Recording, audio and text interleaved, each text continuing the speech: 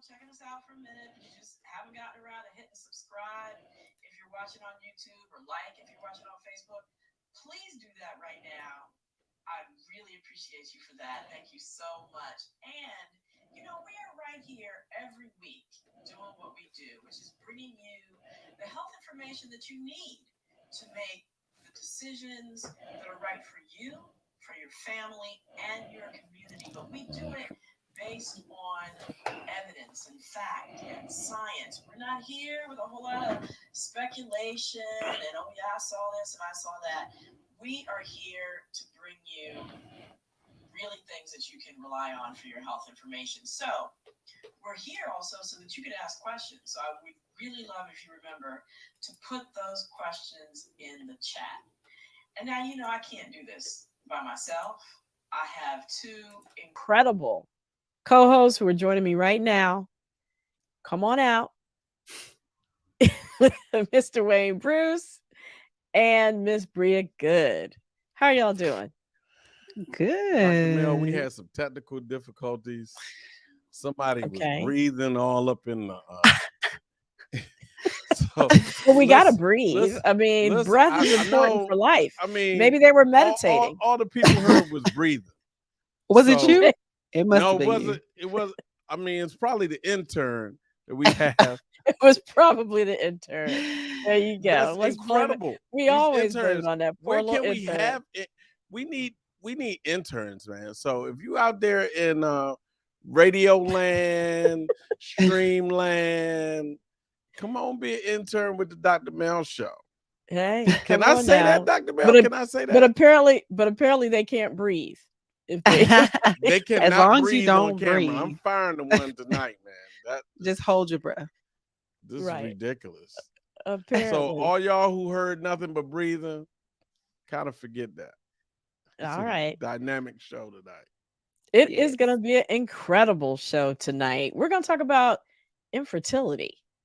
I mean, that's not something that people talk about a whole lot, but turns out that 1 in 7 women have a problem carrying a pregnancy or getting pregnant during their reproductive years.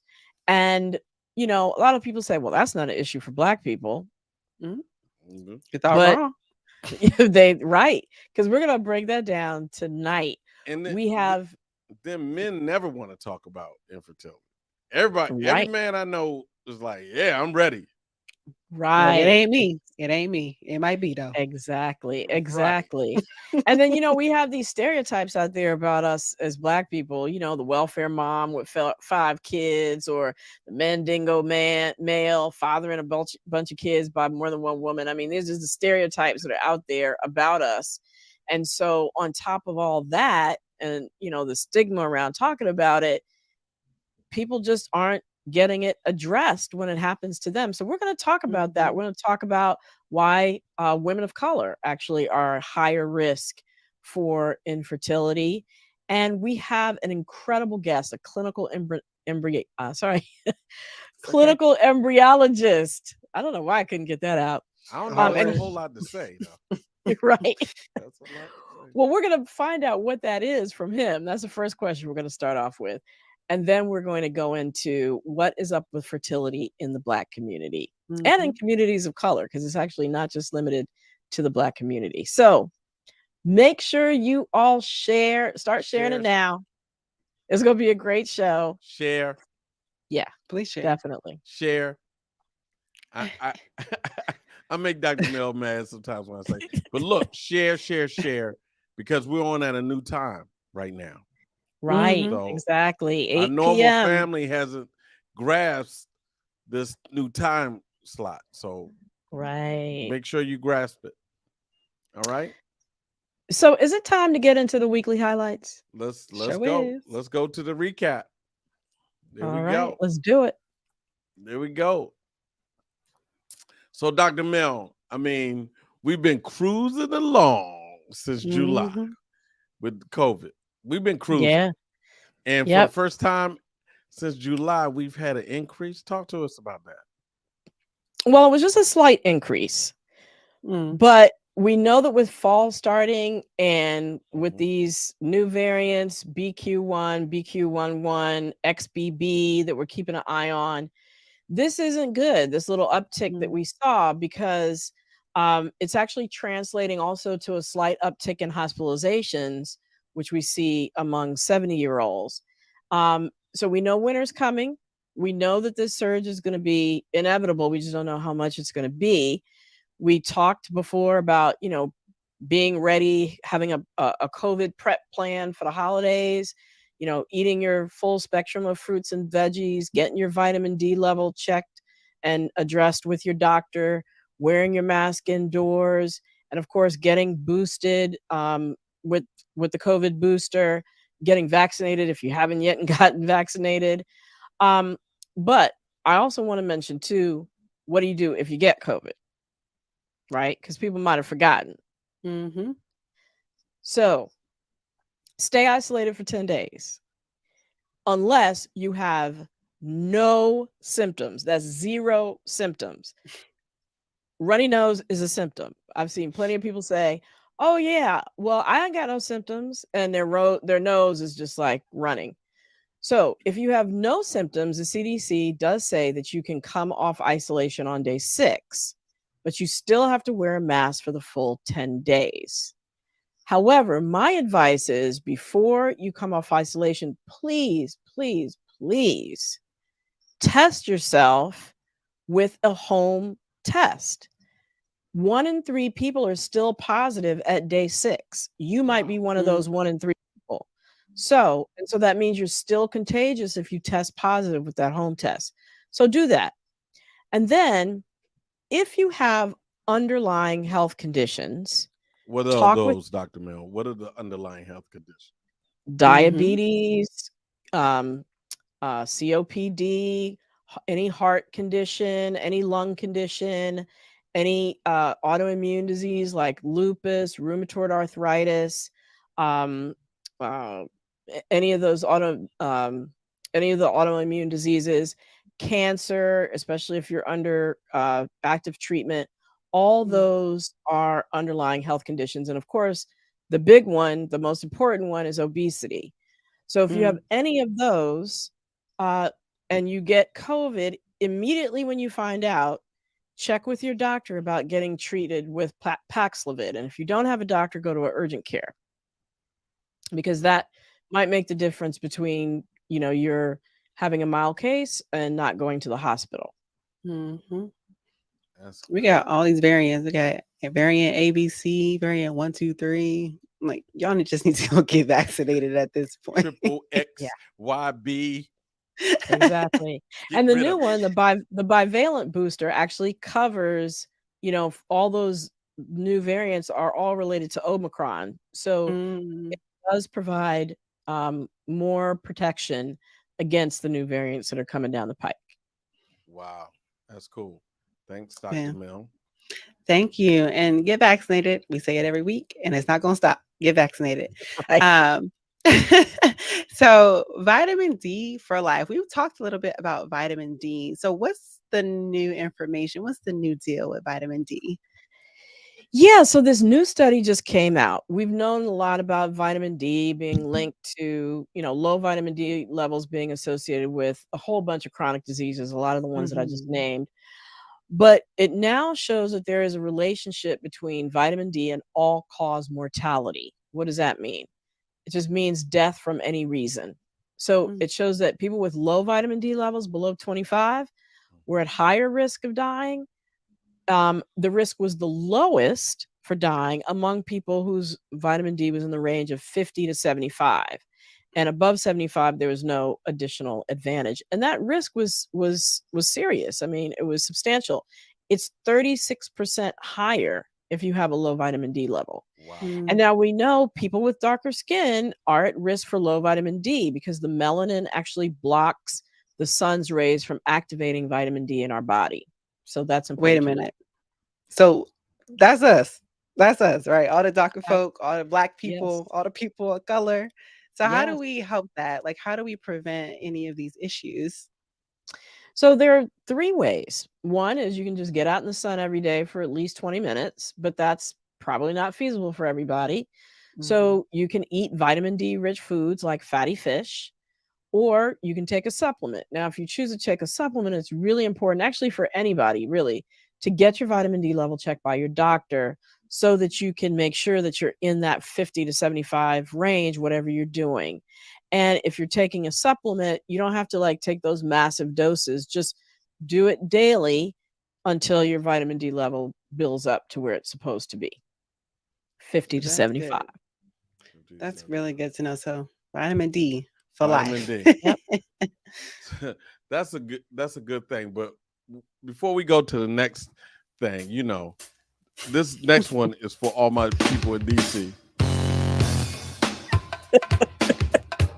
Little go-go break, okay? It's a go-go break. Hey, Dr. Mel, tell us what's up? This is like one of my favorite old school songs. If you old school, you gotta know about this. You gotta say.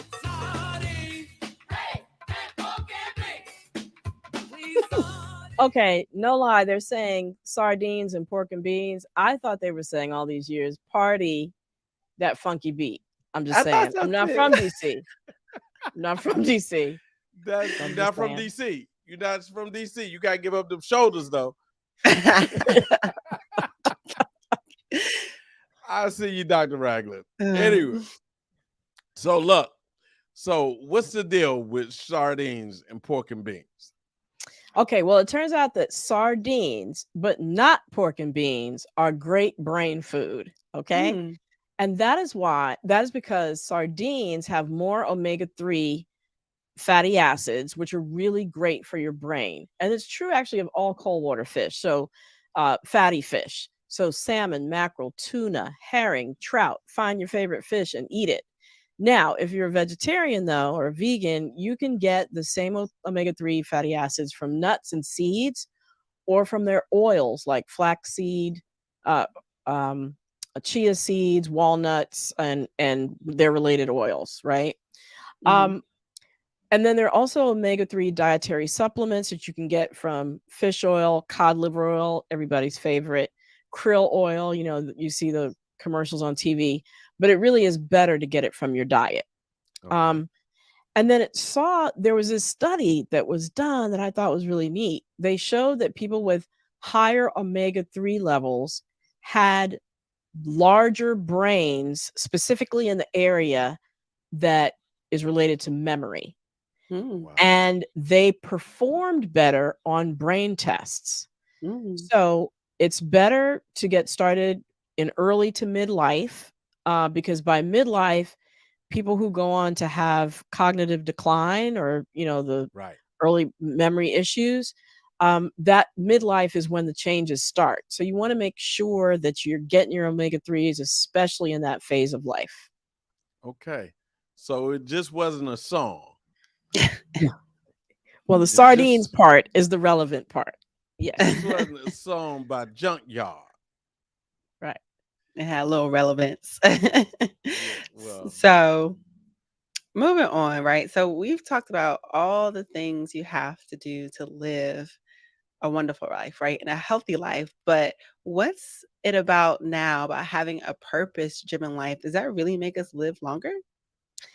It does, it turns out. People who have a sense of purpose, it turns out in this one study, it showed that they stayed stronger, physically stronger as they aged.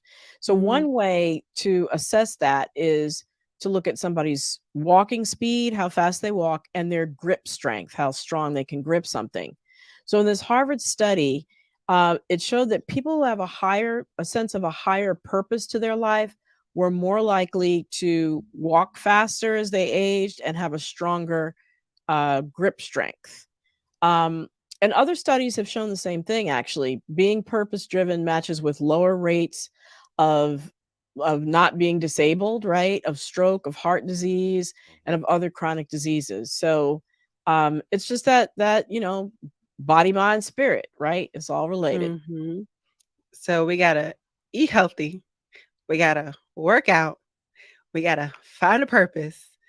What's next? Because I feel like there's something else. Well, actually, you don't have to work out. We've talked about the fact that you can, I mean, you working out is great, but just staying physically active, that's the key. Stay That's physically it. active Yep. and mentally active. Because I think when you have purpose, you're mentally active, right? That's true. Because Then don't you use can it walk to lose faster it. and grip stronger. There you go. There you have it. And there you have it. You got the key. So you know what that brings us to, Dr. Mel. Do tell. It is The weekly debunk. Ooh. Stopping misinformation in its tracks. Okay, so I got a message from Tina, Twitter fingers today. She called and texted me. So I'm going to tell y'all exactly how she said it to me when she called me. She said, I'm not worried about my baby with all these children getting sick with these viruses because my baby got her shots. That's exactly how she said it to me. But something don't seem right about that. Is she about 80 with a baby? Because you sound like you was about 80 years old. Maybe she meant her baby, About her grandbaby. Is that what she might be worried about her grandbaby? Anyway, I would say, I don't know about that.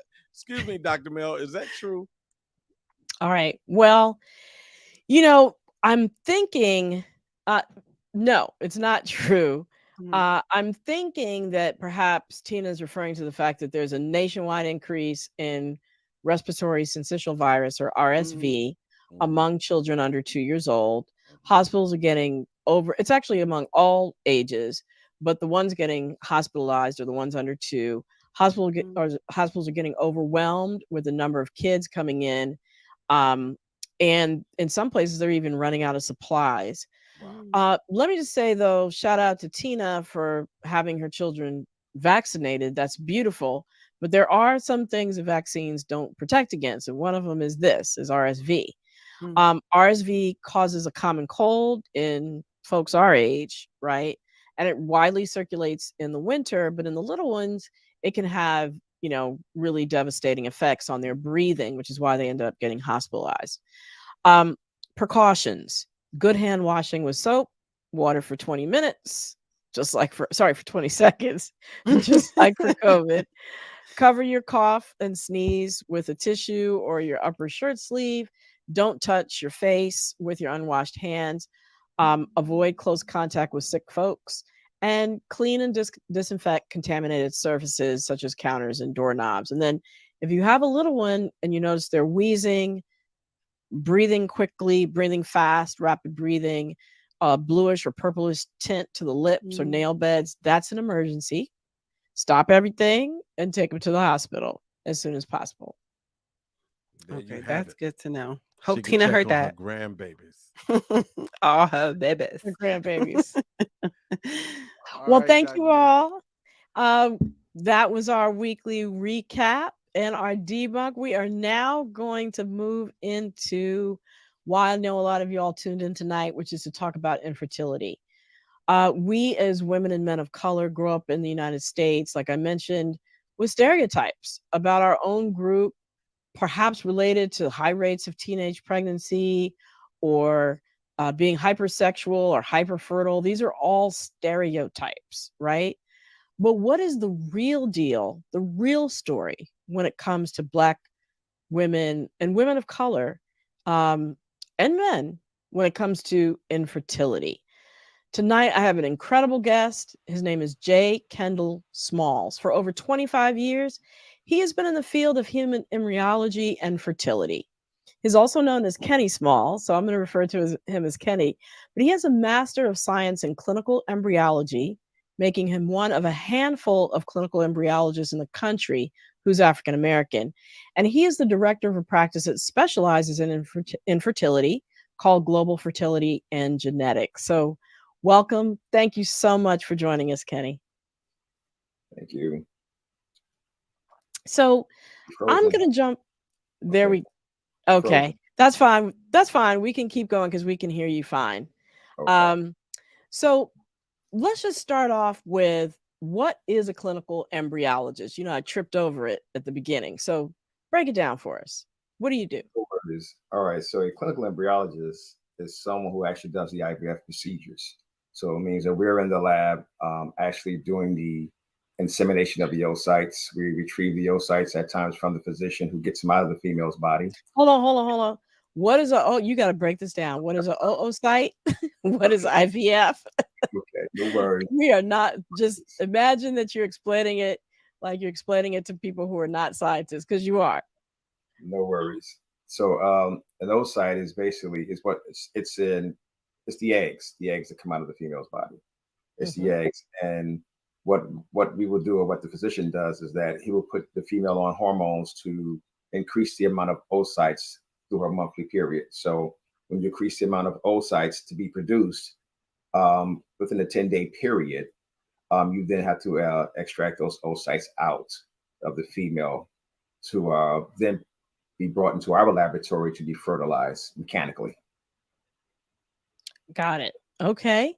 So how is infertility defined? What is infertility? How do you know that you need to go see somebody if you're interested in having children?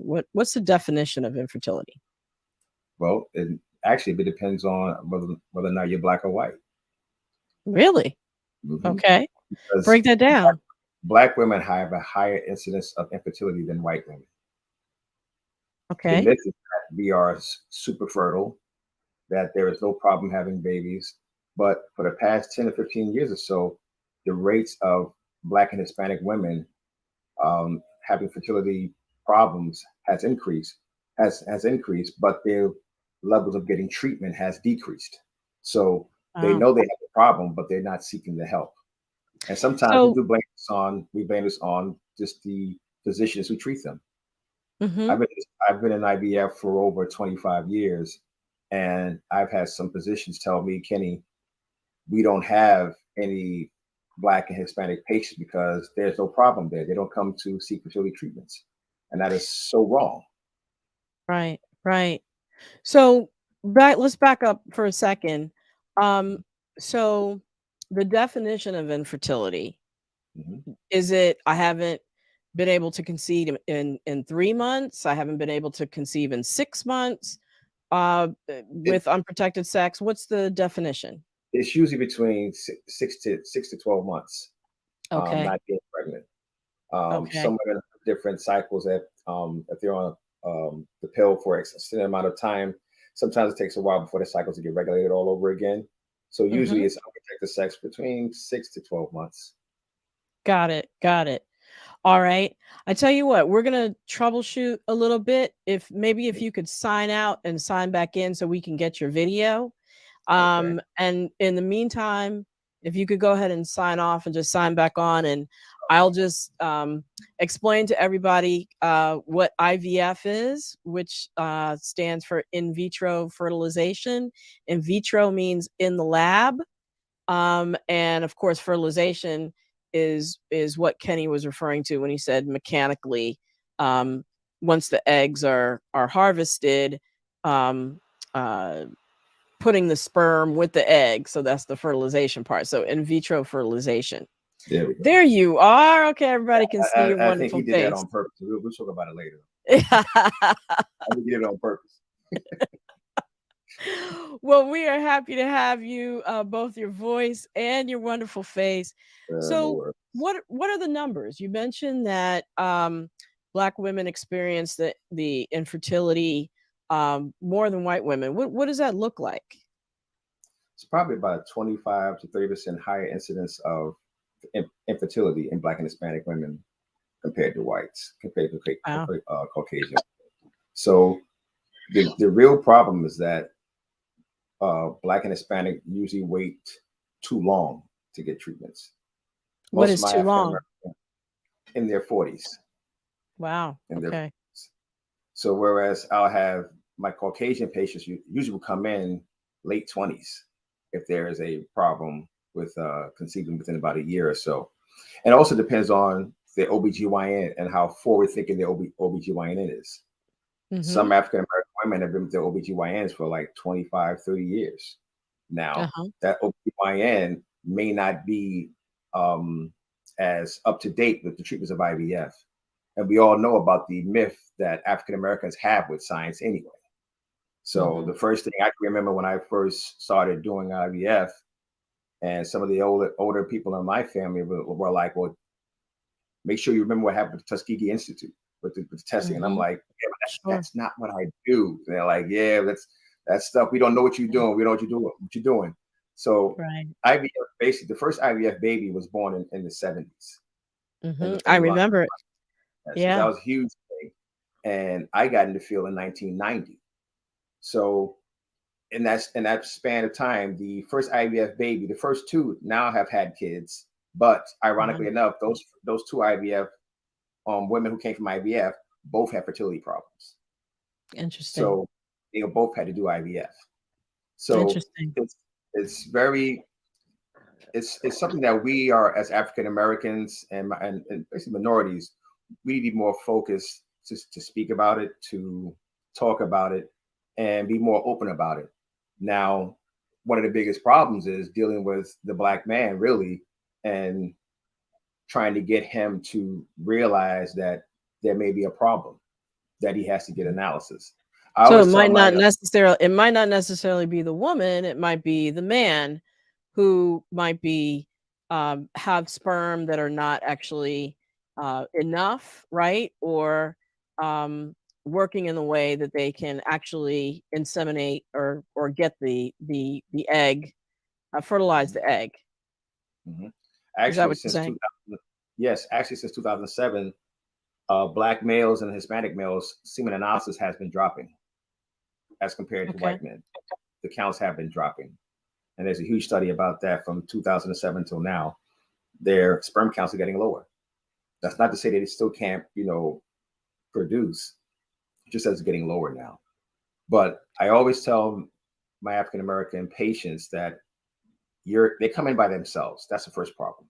They come for fertility treatments, they come by themselves. And at our clinic, we don't mind seeing you the first time around, but if you have a partner, if you have a husband, we're not going to go forward with treatment until he's involved.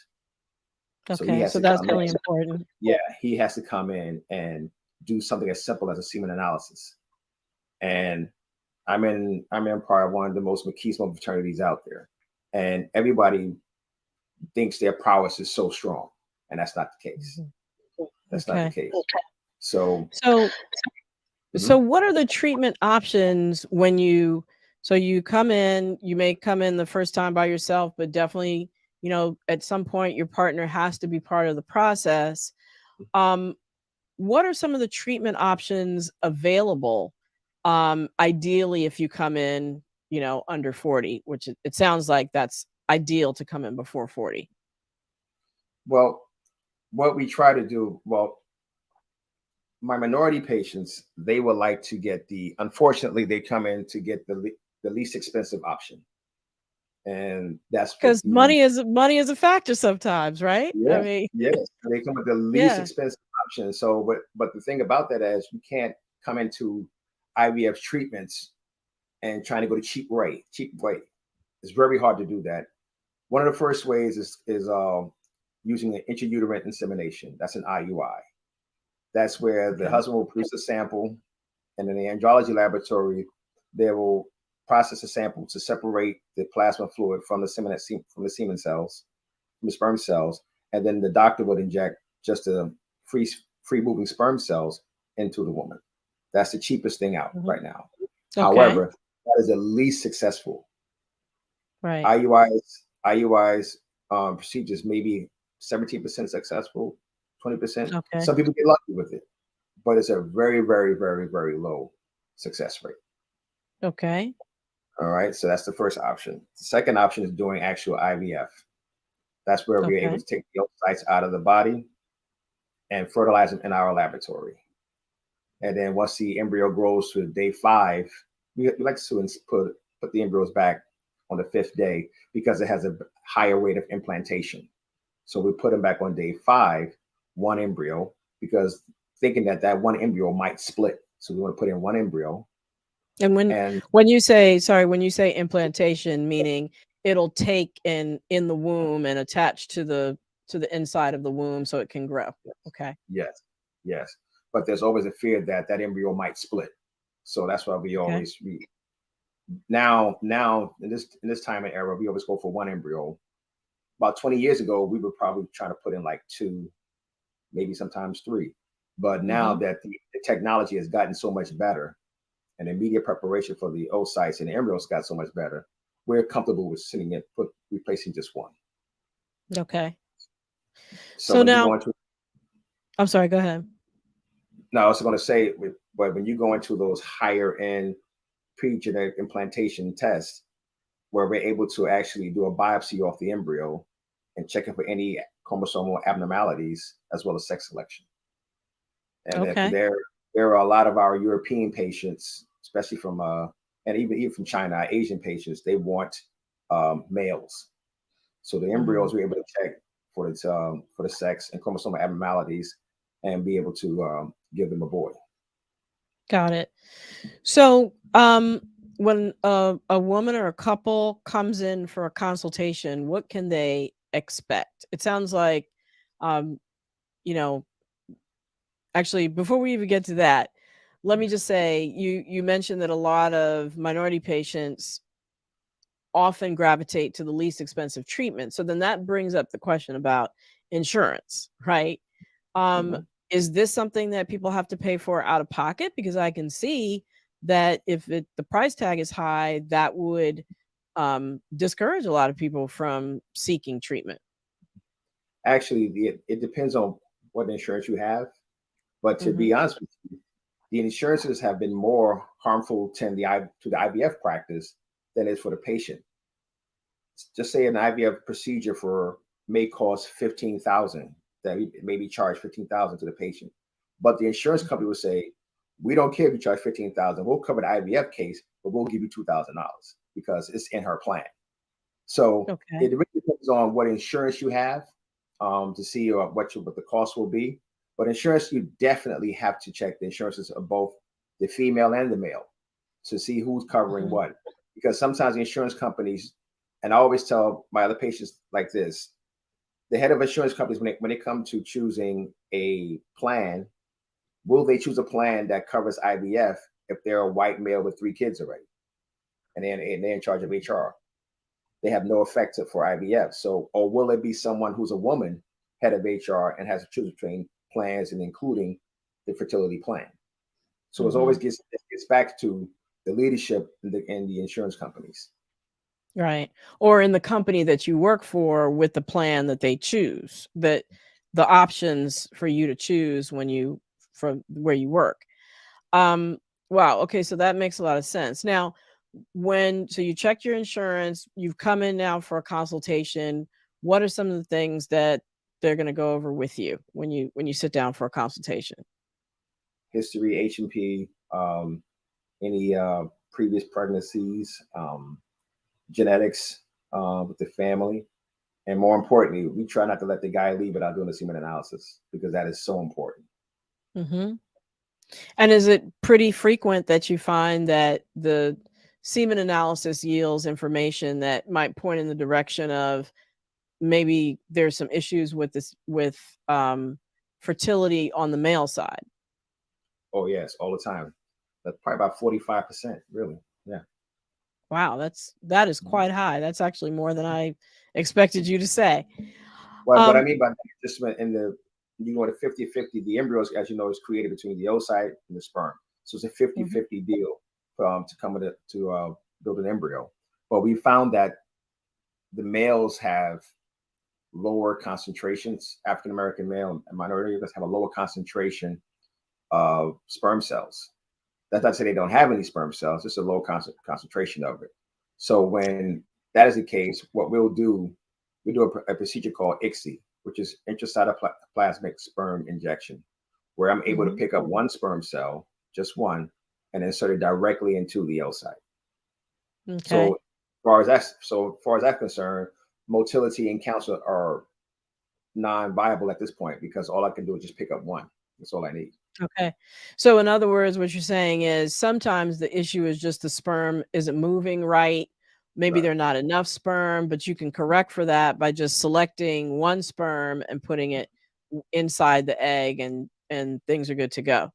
All right. So that makes a lot of sense. Now, why do you think this is? I mean, because I can hear I can hear the conspiracy theorists out there right now. Oh, they're targeting black men and make sure their sperm count goes down. What are some of the reasons that we see these issues? Both, you mentioned there's higher rates of infertility in black and Hispanic women and higher rates of low sperm count in black and Hispanic men. So what are some of the things that might be accounting for this? Actually, nothing has been like concrete to say this is the reason why sperm counts are getting lower in men, or reason why Black and Hispanic women have lower fertility success. It's really, you look at the timing of everything, and some conspiracy theorists back when I first started off was thinking that in the 60s, when processed milk started to come out for men, processed milk. So you're not using like those full nutrients you had before. Everything right now is processed. I do believe that processed foods does have a long-term effect on your body. I do believe that 100%. They do actually. Yeah, I mean, there's a lot of research that shows that processed foods lead to higher rates of chronic disease. But I know that there are a lot of theories just in terms of the added stresses that people of color are under, especially black men and black women in this country. One of the reasons why black women die more in childbirth, sort of on the other end of the spectrum in terms of just the increased stress of living in this country as a person of color causes more wear and tear on the body. And I would imagine that wear and tear is also on the reproductive system as well, because you can't isolate one part of the body out and not have it undergo the same stresses that the rest of the body is undergoing, from the high cortisol levels, constantly being in a fight or flight situation. And then you mentioned nutrition too. I would imagine nutrition does have something to do with it. Nutrition, and definitely stress is probably the highest factor for infertility. Stress is probably the highest factor for infertility. When women are trying to seek family growth, and as you mentioned earlier, that it may be a cost issue, the partner doesn't want to spend the kind of money that it takes to do fertility treatments, the stress of being around your sisters, or even dare I say sorors, who are having kids already and you don't. I always talk about the sisters and the mask that you wear. The mask you guys wear of the pain and the stress to just to keep going, especially if you're a woman of power. You have everything. You have this high title. You have this great husband. You have this great job, but you don't have any kids. And then what happens, usually from our own parents, they'll say, well, what are you guys waiting for? When you're going to have some babies? And that is one of the hardest things you can tell a sister, who's going through this thing, who's wearing that mask every day to be successful, to be right, to be looked upon as a great figure, but still have to deal with those kind of stress that someone still can kind of break you down and say, well, what are you waiting for? Not knowing that you're suffering in silence.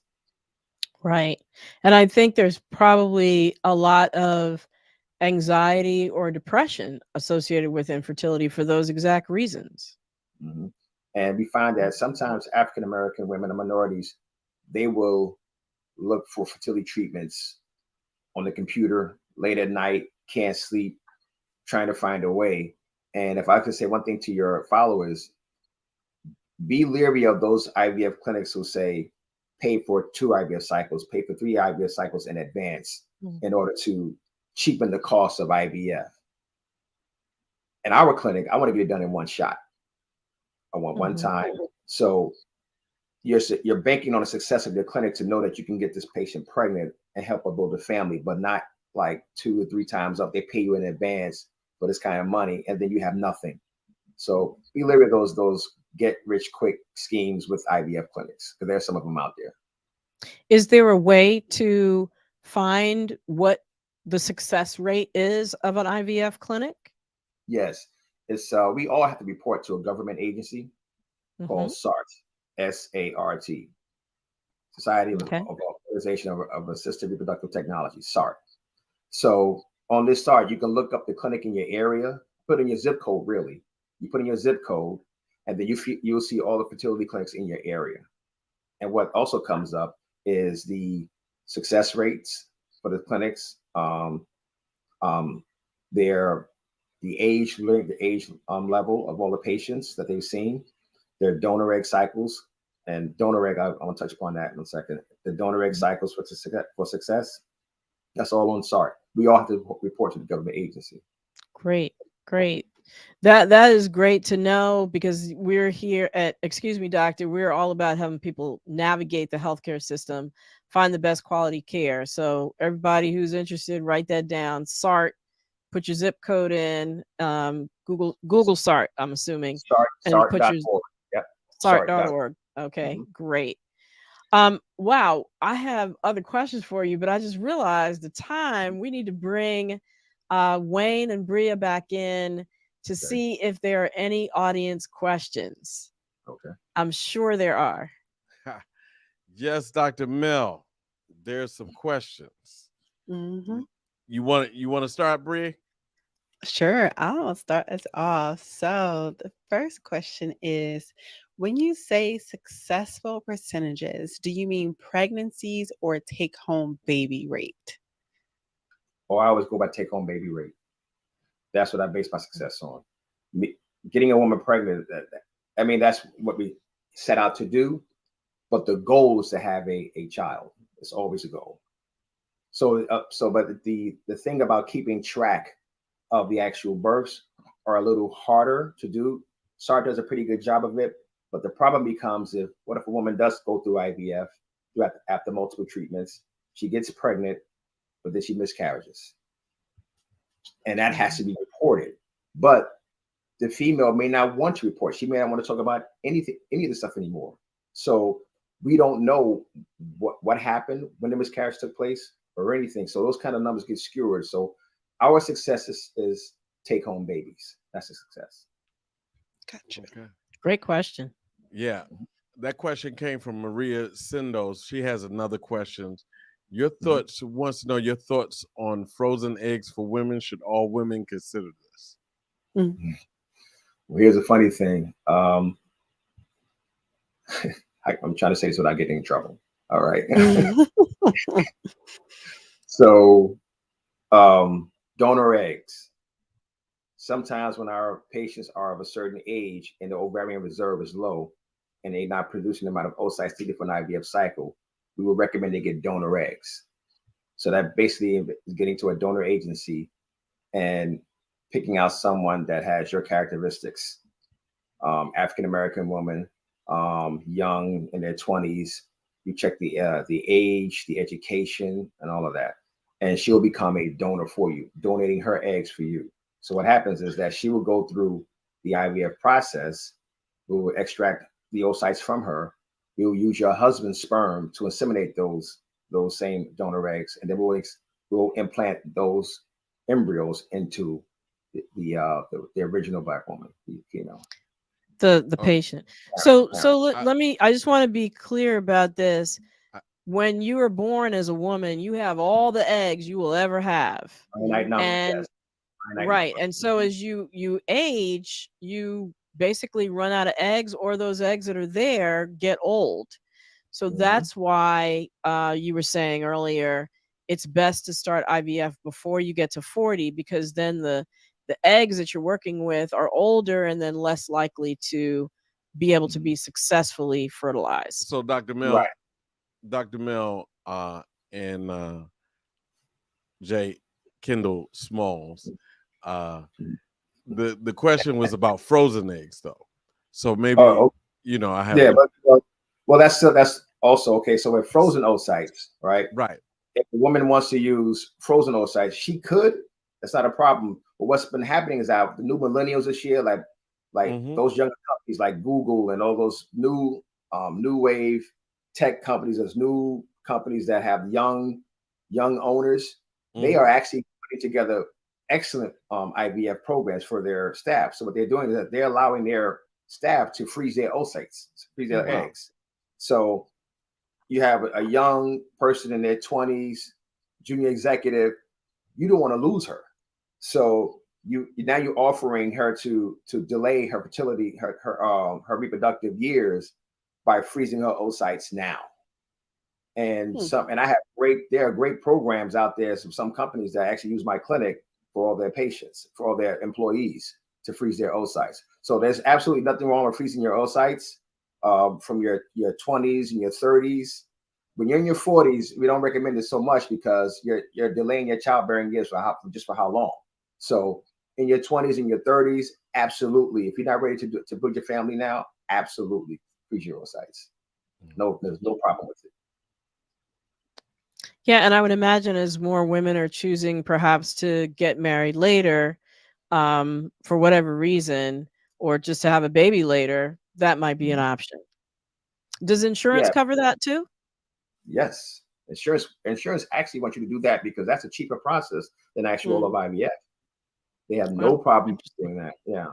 And as you mentioned, doctor, the women are going to college, usually it's grad school or any kind of professional school after that, and then into their career. And when into their career, it becomes, okay, I want to get ahead. I want to build on my career. So they're delaying their childbearing years. So freezing their oocytes early, allows them to pursue their career, get a strong footing, and then come back for when they're ready.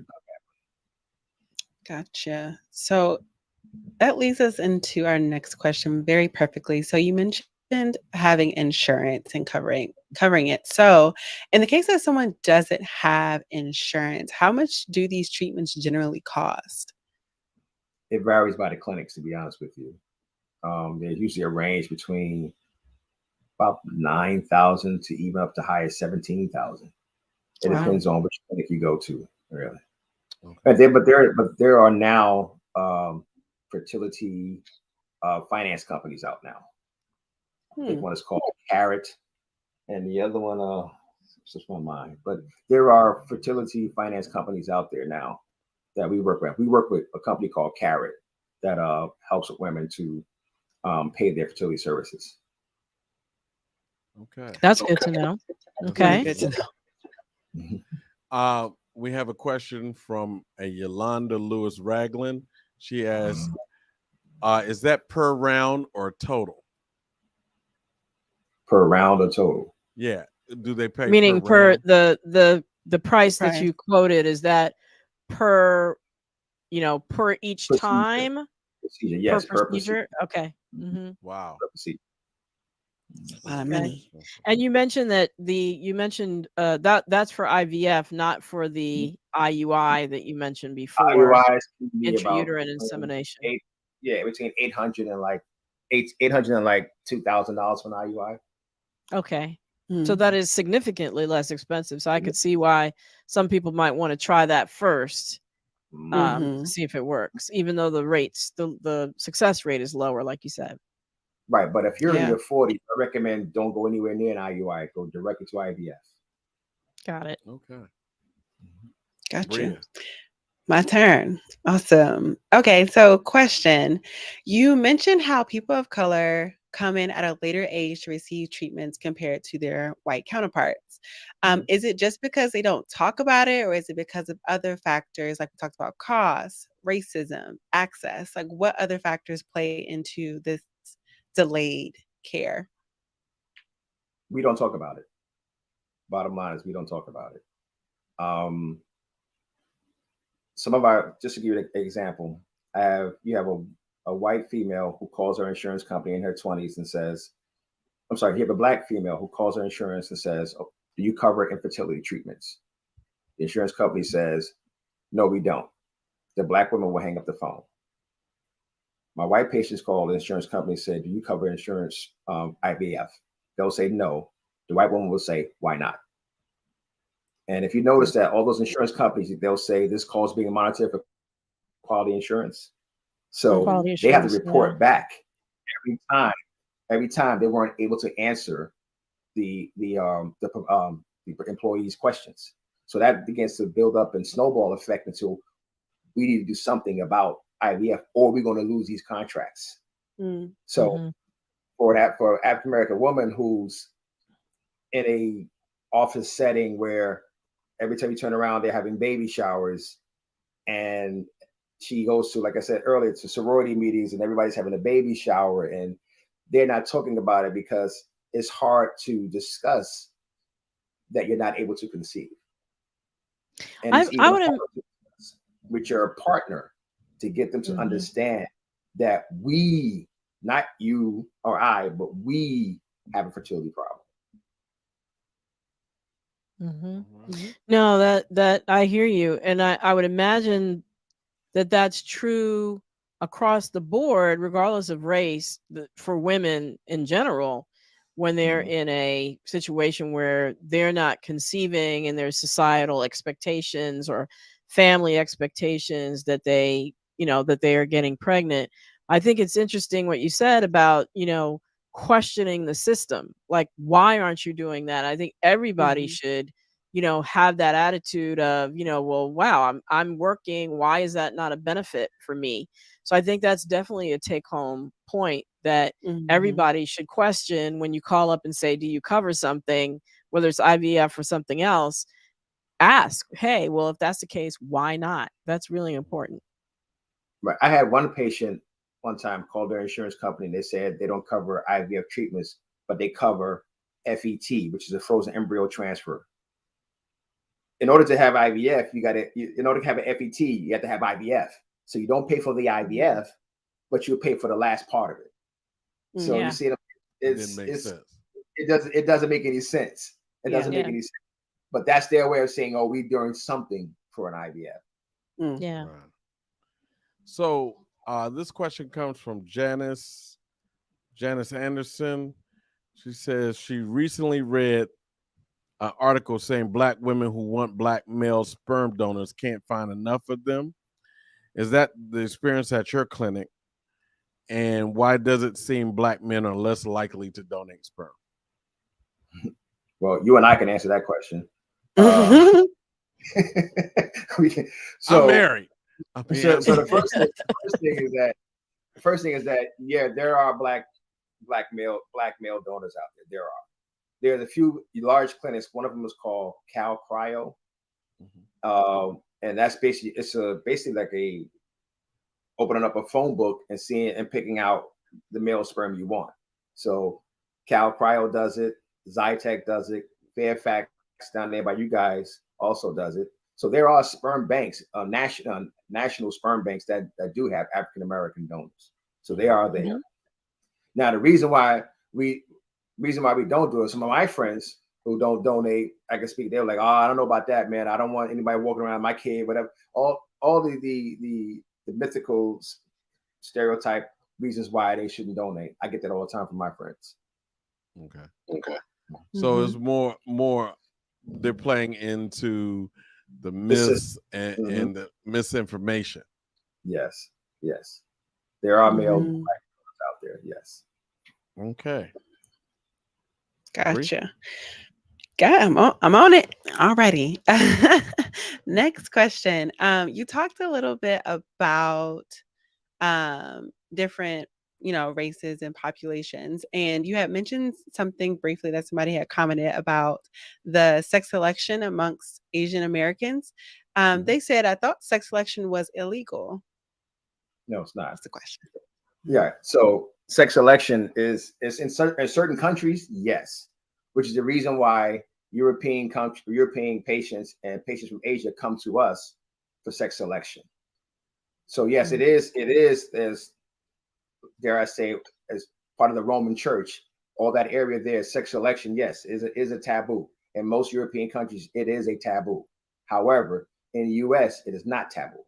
And what we're able to do is able to do all the genetic testing. That's why a lot of them come here for the IVF treatments. And even in China, so China used to have a one-child rule for years, only one child. So now they dropped that ban for a few years ago. Now you have these same women who are now in their 40s now wants to come to the US to do IVF because we're able to select male boys for them.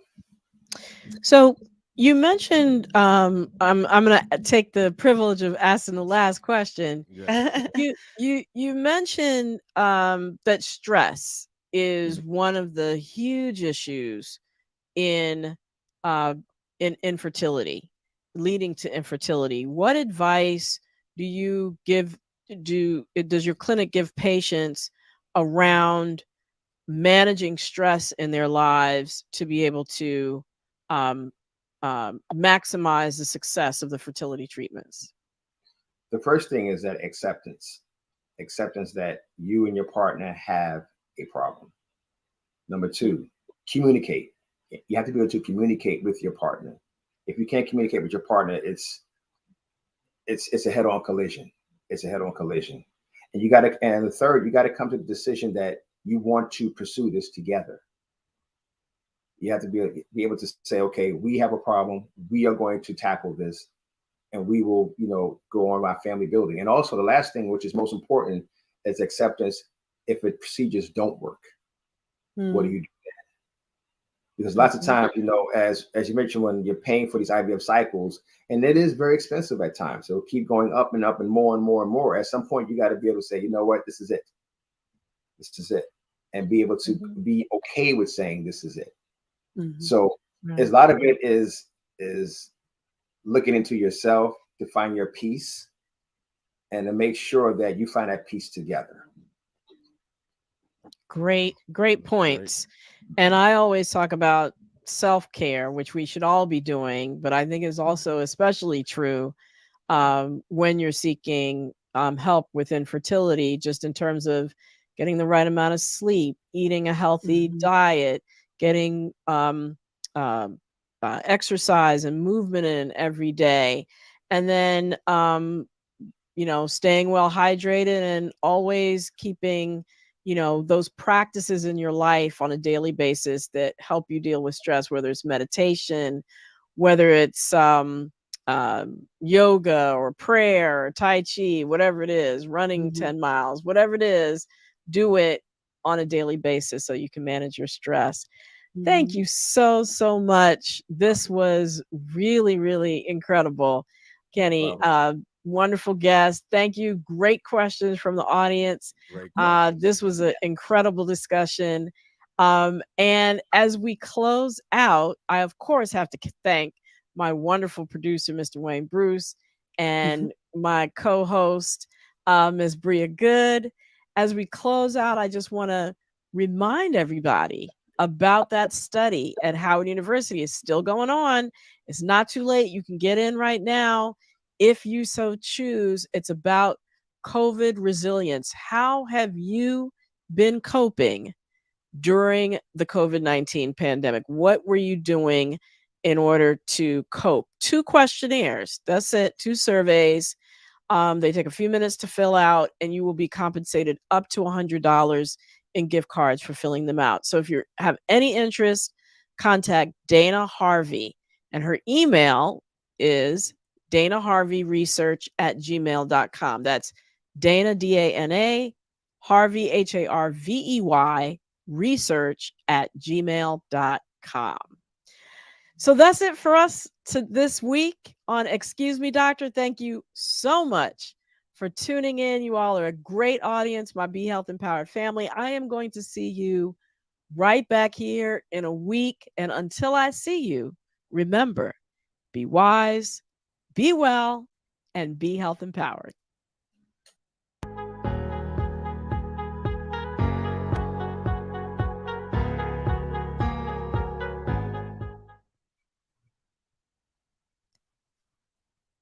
I guess I should thank the Robinsons. They invited me. They still don't know. I hooked up with Dave 3 days ago. He'll start coughing tomorrow. And I bet in 10 days he'll be on a ventilator. Now his wife, she's not vaccinated because she thinks it'll prevent her from being pregnant. But what they don't know is that I can decrease sperm count. Sorry, Dave. Good luck with that.